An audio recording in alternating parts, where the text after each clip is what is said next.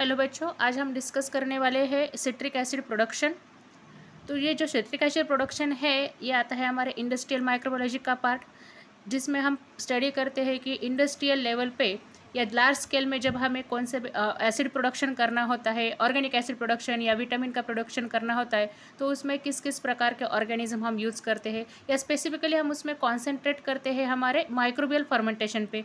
मतलब हम उसमें डिफरेंट टाइप्स के माइक्रो ऑर्गेनिज्म यूज़ करते हैं और इन माइक्रो ऑर्गेनिज्म के हेल्प से हम वहाँ पे फर्मेंटेशन प्रोसेस से डिफरेंट कंपोनेंट्स फॉर्म करते हैं। तो आज हम देखने वाले हैं उसमें कि हम सिट्रिक एसिड का प्रोडक्शन कैसे करते हैं माइक्रो ऑर्गेनिज्म यूज़ करके। तो ये जो industrial production of citric acid है, तो इससे पहले हम देखेंगे कि ये सिट्रिक एसिड हमें लार्ज स्केल में चाहिए क्यों। क्योंकि हमें मालूम है ये जो सिट्रिक एसिड है ये नेचुरली हमारे डिफरेंट फ्रूट्स में वगैरह प्रेजेंट रहता है। मतलब जो कि हमारे सिट्रस फ्रूट्स है, लेमन है, ऑरेंज है, इस सिट्रस फैमिली के फ्रूट्स में हमें सिट्रिक एसिड नेचुरली मिल जाता है। तो हमें किस वजह से इंडस्ट्रियल लेवल पे या लार्ज स्केल पे हमें सिट्रिक एसिड की ज़रूरत है? क्योंकि प्रीवियसली क्या करते थे कि ये जो सिट्रिक एसिड है ये इस फ्रूट्स में से वगैरह एक्सट्रैक्ट करते थे। मतलब हम लेमन्स में से या ऑरेंज में से ये सिट्रिक एसिड एक्सट्रैक्ट कर सकते थे। उसमें कितने परसेंट में मिलता था हमें? 7 to 9% में हमें सिट्रिक एसिड अवेलेबल होता था। बट अब क्या करते हैं, ये जो सिट्रिक एसिड है 99% जो सिट्रिक एसिड हमें डिफरेंट पर्पजेस के लिए लगता है वो हम माइक्रोबियल फर्मेंटेशन से प्रोड्यूस करते हैं। तो हमें इस ज़्यादा अमाउंट में सिट्रिक एसिड क्यों चाहिए? तो इसके लिए हम पहले देखेंगे कि इस सिट्रिक एसिड के एप्लीकेशंस क्या क्या है, मतलब किस किस पर्पज़ के लिए हम ये सिट्रिक एसिड यूज़ करते हैं। तो ये जो सिट्रिक एसिड है इसकी प्लीजेंट टेस्ट के लिए ये फ्लेवरिंग एजेंट के रूप में डिफरेंट फूड इंडस्ट्री में यूज़ किया जाता है। मतलब फूड इंडस्ट्री है, ब्रीवरी इंडस्ट्री है, डिफरेंट ब्यूरेजेस में, जैम्स में, जेलीज़ में, कैंडीज़ में, डेजर्ट में, फ्रोज़न फ्रूट्स में, सॉफ्ट ड्रिंक्स में, ये जो फूड इंडस्ट्री के डिफरेंट प्रोडक्ट्स है या ब्रीवरी इंडस्ट्री के डिफरेंट प्रोडक्ट्स है उसमें हम एज अ फ्लेवरिंग एजेंट इस सिट्रिक एसिड को ऐड करते हैं। It also having the brightening colour and it is also acts as a antioxidant. तो ये जो है ये एज अ एंटीऑक्सीडेंट भी एक्ट करता है और it is also responsible to preserve the flavours of the food. Means it is as a flavouring agent and it is also maintaining the flavour of the food. तो ये जो एक flavour भी provide करता है फूड को और उस फ्लेवर को मेंटेन भी रखता है। इसकी वजह से हम डिफरेंट फूड्स में इसको एज अ फ्लेवरिंग एजेंट की तरह से यूज़ करते हैं। ओके, तो उसमें अभी दूसरा जो एप्लीकेशन है सिट्रिक एसिड का वो है केमिकल इंडस्ट्री में। तो हम केमिकल इंडस्ट्री में इसको एंटीफोम एजेंट की तरह यूज़ करते हैं and it is also use for the treatment of textile. तो टेक्सटाइल इंडस्ट्री में भी इसके एप्लीकेशन है as a antifoam agent. Antifoam agent बोले तो हम फर्मेंटेशन में देखते हैं कि जो फोम फॉर्मेशन होता है वो फोम फॉर्मेशन लोअर करने के लिए हम डिफरेंट कंपोनेंट्स ऐड करते हैं जिस वजह से ये फोम फॉर्मेशन कम हो जाता है, तो उसको हम बोलते हैं एंटीफोम एजेंट। ओके, अभी तीसरा एप्लीकेशन जो है वो है मेटल इंडस्ट्री में। तो ये जो प्योर मेटल्स होते हैं वो इस सिट्रेट के साथ कॉम्प्लेक्स किए जाते हैं to form the metal citrate. So for the formation of metal citrate we can utilise this citric acid. अभी और जो एप्लीकेशन है उसका वो है फार्मास्यूटिकल इंडस्ट्री में। तो फार्मास्यूटिकल इंडस्ट्री में हम इसको एज अ प्रिजर्वेटिव यूज़ करते हैं, मतलब ब्लड प्रिजर्व करने के लिए।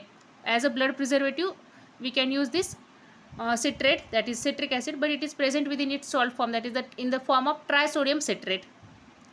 Then citric acid it is also used for the preservation of ointment के preservation के लिए, cosmetic preparation में हम इसको use करते हैं। उसके बाद it is also utilized as agent for the stabilization of fats. So हम फैट के, ऑयल के, ascorbic acid के stabilization के लिए भी citric acid यूज़ करते हैं।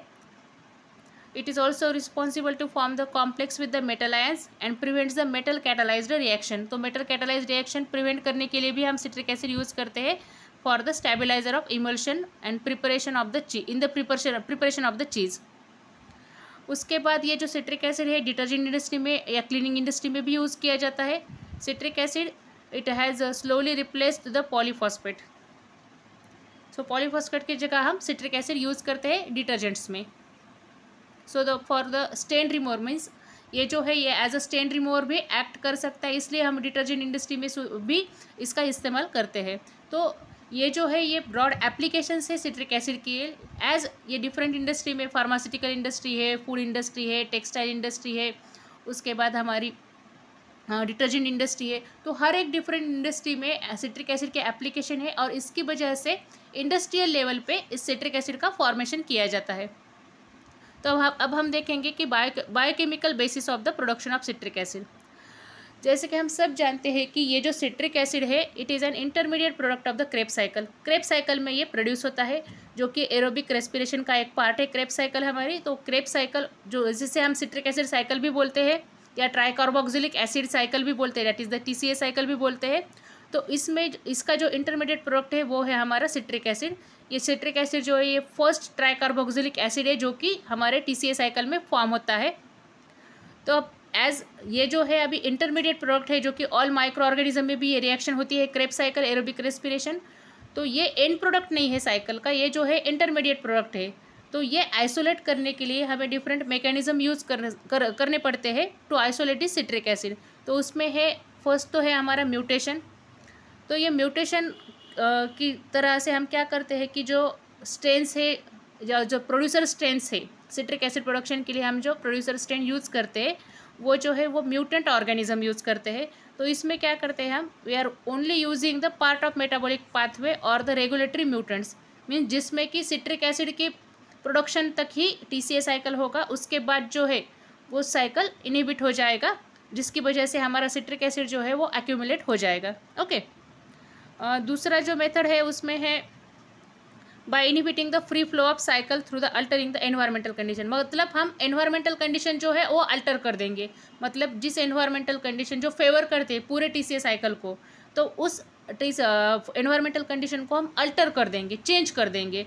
उसमें है हमारे टेम्परेचर है, pH है, मीडिया का कॉम्पोजिशन रहता है। अगर उसमें मीडिया का कॉम्पोजिशन में स्पेसिफिकली जो है हम सम टाइप्स के जो रहते हैं आयंस रहते हैं या कोफैक्टर्स जो कि एंजाइम एक्टिविटी के लिए ज़रूरी होते हैं वो हम उसमें से रिमूव कर देंगे। अगर वो रिमूव हो गए तो एंजाइम इनएक्टिव हो जाएंगे। तो सिट्रिक एसिड साइकिल जो है वो सिट्रिक एसिड के प्रोडक्शन के बाद क्या हो जाएगी, इनहिबिट हो जाएगी। तो इस तरह से भी हम ये कंट्रोल कर सकते हैं for the production of citric acid. Okay, अभी इस फिगर में हम ऑब्जर्व कर सकते हैं कि हमारी सिट्रिक एसिड साइकिल है। तो ऑक्सैल एसिटिक एसिड के बाद एसिटिल कोए उसके साथ कंबाइन हो जाता है, उसके बाद सिट्रेट का प्रोडक्शन हो जाता है। तो सिट्रेट के बाद उसका आइसोसिट्रेट फॉर्मेशन होता है, अल्फा कीटोग्लूटारेट फॉर्म होता है, सक्सिनिल कोए फॉर्म होता है, सक्सिनेट होता है, फ्यूमेरेट, मैलेट। तो हमें क्या करना है, हमें आइसोसिट्रेट नहीं चाहिए, अल्फा कीटोग्लूटारेट नहीं चाहिए, हमें सिट्रिक एसिड के प्रोडक्शन तक ही ये साइकिल क्या करनी है, इनहिबिट करनी है। तो अभी डिफरेंट एनवायरमेंटल कंडीशन होते हैं कि जो अप्लाई करके हम ये सिट्रिक एसिड का प्रोडक्शन बढ़ा सकते हैं। तो उसमें है हमारे concentration of iron, manganese, magnesium, zinc and the phosphate. ये चार पांच जो कंपोनेंट है हमारे मेटल कंपोनेंट्स है, iron, manganese, magnesium, zinc and phosphate.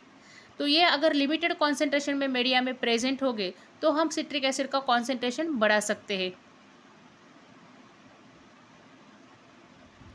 उसके बाद है ये जो मेटल आयंस है these are required as an prosthetic group, means for the enzyme activity के लिए ये जो है ये इंपॉर्टेंट होते हैं for the means TCA cycle के जो डिफरेंट एंजाइम्स है उनके एक्टिविटी के लिए मेटल आयंस लगते हैं। तो उसमें है Mn++ है, मतलब मैग्नीज है, मैग्नीशियम है, बाय द ऑक्सैलोसक्सिनेट डीकार्बोक्सिलेज।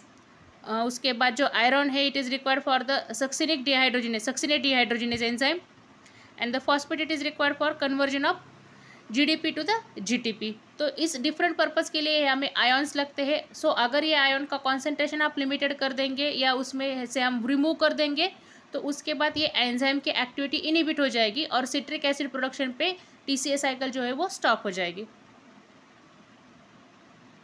अभी उसमें जो डिहाइड्रोजिनेज एंजाइम है TCA साइकिल में डिफरेंट, उसमें है हमारे आइसोसिट्रेट डिहाइड्रोजिनेज। ये जो है ये अनएरोबिक कंडीशन अगर आ गई तो ये इनहिबिट हो जाता है। तो हमें क्या करना है, जब हम citric acid production carry out करेंगे तो उसमें हम क्या करेंगे, एरेशन जो है वो लिमिटेड रखेंगे, एरेशन बहुत कम रखेंगे, जिसकी वजह से क्या हो जाएगा कि सिट्रिक एसिड पे साइड पे ही ये जो प्रोसेस है वो स्टॉप हो जाएगा एंड हम जो सिट्रिक एसिड का प्रोडक्शन है वो इंक्रीज भी कर सकते हैं। उसके बाद है हमारा pH। अब हमें मालूम है कि जो pH फैक्टर है, pH ये जो एनवायरमेंटल कंडीशन और हाइड्रोजन आयन जो कॉन्सेंट्रेशन है ये बहुत इंपॉर्टेंट होता है ऑर्गेनिज्म के ग्रोथ के लिए, कौन से भी प्रोडक्शन के लिए, क्योंकि अगर pH अल्टर हो गया तो पूरी प्रोसेस क्या हो जाती है, अल्टर हो जाती है। तो अगर हमने पीएच लो रखा, एसिडिक पीएच अगर रखा, तो उसमें क्या जो है एसिडिक पीएच की वजह से बाकी एंजाइम की एक्टिविटी क्या हो जाएगी, इनहिबिट हो जाएगी, और जो टीसीए साइकिल में है वो सिट्रिक एसिड का एक्यूमुलेशन हो जाएगा। उसके बाद जो टीसीए साइकिल के डिफरेंट एंजाइम है वो डायरेक्टली भी इनहिबिट होते हैं डिफरेंट कंपोनेंट हम अप्लाई करके, जिसमें एग्जांपल है हमारा आइसोसिट्रेट डिहाइड्रोजिनेज का, ये इनहिबिट होता है हमारे फेरोसाइनाइड की वजह से। एकोनिटेज जो है वो इनहिबिट होता है फ्लूरोसिट्रेट की वजह से, और सक्सिनेट डिहाइड्रोजिनेज जो है वो मेलोनेट की वजह से इनहिबिट हो जाता है। तो अगर है ये भी कंडीशन हमने अप्लाई कर दिए तो ये सारे जो एंजाइम्स है जो कि टीसीए साइकिल कंप्लीट करते हैं वो इनहिबिट हो जाएंगे और हमारा सिट्रिक एसिड का प्रोडक्शन बढ़ जाएगा। और उसके एक अल्टरनेटिव पाथवे भी हम यूज़ कर सकते हैं कि जिसमें हम एंजाइम के एंटागोनिस्ट ऐड कर सकते हैं जो कि एंजाइम की एक्टिविटी क्या कर देंगे, इनहिबिट कर देंगे। अब हम देखेंगे कि सिट्रिक एसिड का फर्मेंटेशन कैसे होता है। तो सिट्रिक एसिड के फर्मेंटेशन में पहले इंपॉर्टेंट चीज़ जो है वो है हमारे प्रोड्यूसर स्ट्रेन। सो हम माइक्रोबियल स्ट्रेन कौन सी यूज़ करेंगे to produce the larger amount of citric acid. तो इसमें है हमारा एस्परजिलस, जो फंगल स्ट्रेन है हमारी एस्परजिलस, ये ज़्यादा से ज़्यादा अमाउंट में क्या करता है, सिट्रिक एसिड प्रोडक्शन करता है। और लॉन्गर टाइम से हम सिट्रिक एसिड प्रोडक्शन के लिए एस्परजिलस नाइगर के वेरियस स्ट्रेन्स यूज़ करते हैं। और इन सब कभी कभी हम एस्परजिलस वेंटी ये भी स्ट्रेन जो है ये भी यूज़ कर सकते हैं। सिट्रिक एसिड प्रोडक्शन के लिए हम पेनिसिलियम भी यूज़ कर सकते हैं। उसके बाद उसमें है ईस्ट भी है, ईस्ट में स्पेसिफिकली जो है हमारे कैंडिडा स्पीसीज है। उसके बाद जो जापानीज़ वर्कर्स है उन्होंने इसका सिट्रिक एसिड का प्रोडक्शन बाकी स्ट्रेन्स यूज़ करके भी किया है। उसमें है एर्थोबैक्टर पैराफिनस है, कॉर्नीबैक्टीरिया है, कैंडिडा लिपोलाइटिका है, कैंडिडा ओलिफिला है, ये स्ट्रेन्स भी यूज़ करते हैं। बट मतलब अगर हमें सिट्रिक एसिड का इंडस्ट्रियल लेवल पे प्रोडक्शन करना है तो ज़्यादा से ज़्यादा जो प्रोडक्शन दिखाता है वो है हमारे एस्परजिलस स्ट्रेन। सो हम मैक्सिमम केसेस में हम एस्परजिलस ही यूज़ करते हैं। अब जो फर्मेंटेशन प्रोसेस है उसमें दो टाइप्स है, तुम्हारा सरफेस फर्मेंटेशन और सबमर्ज फर्मेंटेशन है। तो फर्मेंटेशन के लिए हम यूज़ करते हैं molasses and other sugar sources, हम उसमें यूज़ कर सकते हैं। उसमें जो है शुगर सोर्सेस में जो सुक्रोज, अगर उसमें सुक्रोज रहा मीडियम में तो सुक्रोज जो है वो एनहांस कर देता है सिट्रिक एसिड का प्रोडक्शन। अभी सरफेस फर्मेंटेशन जो है वो हम एस्परजिलस नाइगर यूज़ लेके कर सकते हैं। उसमें हम एस्परजिलस नाइगर को राइस ब्रांड पे ग्रो कर देते हैं with in the Japan. This technique it is utilise. And उसमें हम क्या करते हैं कि एल्यूमिनियम या स्टेनलेस स्टील के पैंस जो रहते हैं उसमें लिक्विड सॉल्यूशन डालते हैं, राइस ब्रांड डालते हैं और उसमें ये एस्परजिलस नाइगर के जो स्पोर्स है वो ग्रो कर देते हैं for the production of citric acid. अब जो स्पेशल स्ट्रेन्स रहते हैं एस्परजिलस नाइगर के जो कि सिट्रिक एसिड प्रोड्यूस करते हैं हायर कॉन्सेंट्रेशन में, तो उसमें हम वो प्रिफर करते हैं। एंड उसके बाद हम जो सिट्रिक एसिड है वो राइस ब्रांड से रिमूव करते हैं by leaching process and this then we are precipitate them from the as an calcium citrate. मतलब अब पहले राइस ब्रांड पे हम एस्परजिलस नाइगर को ग्रो कर देंगे, उसके बाद राइस ब्रांड पे इसका प्रोडक्शन होने के बाद हम माइसेलियल मास रिमूव कर देंगे और उसको प्रेसिपिटेट कर देंगे। प्रेसिपिटेट हमको उसको करेंगे कैल्शियम सिट्रेट के फॉर्म में। अभी दूसरी जो मेथड है वो है हमारी सबमर्ज फर्मेंटेशन। अभी सबमर्ज फर्मेंटेशन में क्या है कि सिट्रिक एसिड में हम फर्मेंटर में प्रोड्यूस करते हैं। स्पेसिफिकली हम उसमें स्टेनलेस स्टील यूज़ करके जो कि एसिड रेजिस्टेंट है, क्योंकि इसमें इस फर्मेंटेशन में एसिड प्रोडक्शन ज़्यादा होता है, मीडिया का जो पीएच है बहुत कम रहता है, इसलिए हमें जो मटेरियल रहता है फर्मेंटर का वो एसिड रेजिस्टेंट लेना पड़ता है। तो उसकी वजह से हम उसमें स्टेनलेस स्टील लेते हैं। अभी उसमें जो कार्बोहाइड्रेट सोर्सेस है वो है हमारे मोलासेस, तो उसमें हम शुगर कैन मोलासेस यूज़ कर सकते हैं as a source of sugar. जैसे कि मैंने बताया कि हमें सुक्रोज जो है वो बेनिफिशियल सोर्स है for the maximum production of citric acid. उसके साथ साथ है हमारा सुक्रोज या ग्लूकोज, उसके साथ है हमारा MgSO4 for the magnesium source. उसके बाद है KH2PO फॉर फॉस्फेट सोर्स। उसके बाद है हमारा मतलब इस प्रकार से बाकी कंपोनेंट जो है हम उसमें ऐड कर देंगे। नाइट्रोजन सोर्स हमें अमोनियम के फॉर्म में हम उसमें ऐड करते हैं, अमोनियम नाइट्रेट के फॉर्म में। और जो मीडिया का पीएच है वो पीएच लेस देन 3.5, मतलब एसिडिक पीएच चाहिए, क्योंकि जो एसिडिक पीएच है वो सिट्रिक एसिड का प्रोडक्शन भी स्टिमुलेट करता है, सिट्रिक एसिड साइकिल को इनिबिट करता है, मतलब बाकी जो एंजाइम्स है टीसीए साइकिल के उसको इनिबिट करता है ये जो एसिडिक कंडीशन है वो। और उसके साथ साथ जो एस्परजिलस नाइगर है जो हमारी प्रोड्यूसर स्ट्रेन है उसकी ग्रोथ भी ये एनहांस करती है एसिडिक कंडीशन। उसमें हम कॉपर भी यूज़ करते हैं एट द 500 ppm कॉन्सेंट्रेशन में, और इसको हम एज अ एंटागोनिस्ट यूज़ करते हैं, मतलब जो एकोनिटेज एंजाइम है उस एकोनिटेज एंजाइम का ये एंटागोनिस्ट है, उसकी एक्टिविटी ये इनहिबिट कर देता है।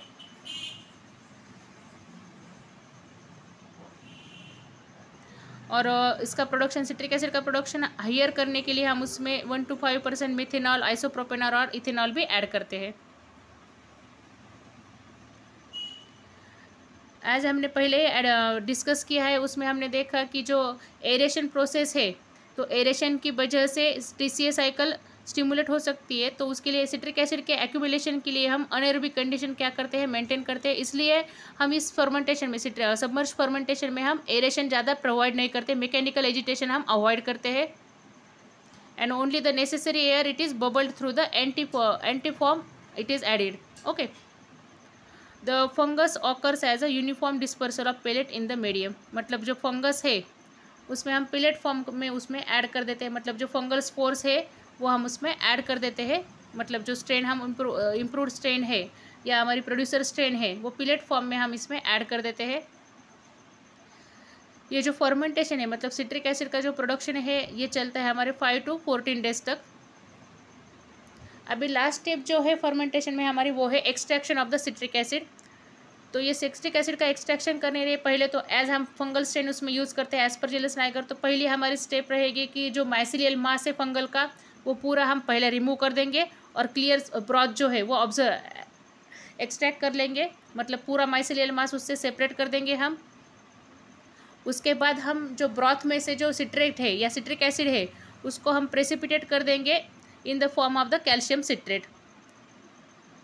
उसमें हम ऐड कर देंगे हमारा मैग्नीशियम फ्री कैल्शियम हाइड्रोक्साइड, और इस कैल्शियम हाइड्रोक्साइड ऐड करके हम उसमें से क्या करेंगे, ये जो सिट्रिक एसिड है कैल्शियम सिट्रेट के फॉर्म में आइसोलेट कर देंगे। अभी इसमें हम मैग्नीशियम फ्री इसलिए बोल रहे हैं क्योंकि मैग्नीशियम जो है वो ज़्यादा सोल्यूबल है कैल्शियम की जगह से, इसलिए हम मैग्नीशियम सिट्रेट के फॉर्म में आइसोलेट करने की जगह उसको कैल्शियम सिट्रेट के फॉर्म में आइसोलेट करेंगे। बिकॉज अगर हमने मैग्नीशियम यूज़ किया तो ये सोल्यूबल हो जाएगा और उसकी वजह से हमारा जो सिट्रिक एसिड है प्रोड्यूस हुआ वाला वो लॉस्ट हो सकता है। उसके बाद जो कैल्शियम सिट्रेट हमारे ब्रॉथ में प्रोड्यूस हुआ है वो फिल्टर कर देंगे, और जो फिल्टर केक हमें उसमें से मिला है उसको हम सल्फ्यूरिक एसिड के साथ प्रेसिपिटेट कर देंगे, तो इसके वजह से जो कैल्शियम है वो रिमूव हो जाएगा। अभी हमें जो डाइल्यूट सॉल्यूशन मिला है जिसमें कि हमारा सिट्रिक एसिड है वो हम प्यूरिफाइड करेंगे बाय द एक्टिवेटेड कार्बन, उसको हम ट्रीट करेंगे एक्टिवेटेड कार्बन के साथ एंड उसको पास करेंगे आयरन एक्सचेंज बेड से, जिससे से हमारे जो क्रिस्टल से सिट्रिक एसिड के वो हमें मिल जाएंगे। अब अगर हमें इसमें को फार्मास्यूटिकल इंडस्ट्री में अप्लाई करना है तो फर्दर प्यूरिफिकेशन स्टेज भी हम उसमें यूज़ कर सकते हैं। तो ये पूरी प्रोसेस, इन शॉर्ट में ये पूरी प्रोसेस है कि for the citric acid production. So अगर आपको वीडियो पसंद आया तो लाइक कीजिए, सब्सक्राइब कीजिए और अपने दोस्तों के साथ शेयर कीजिए। Thank you.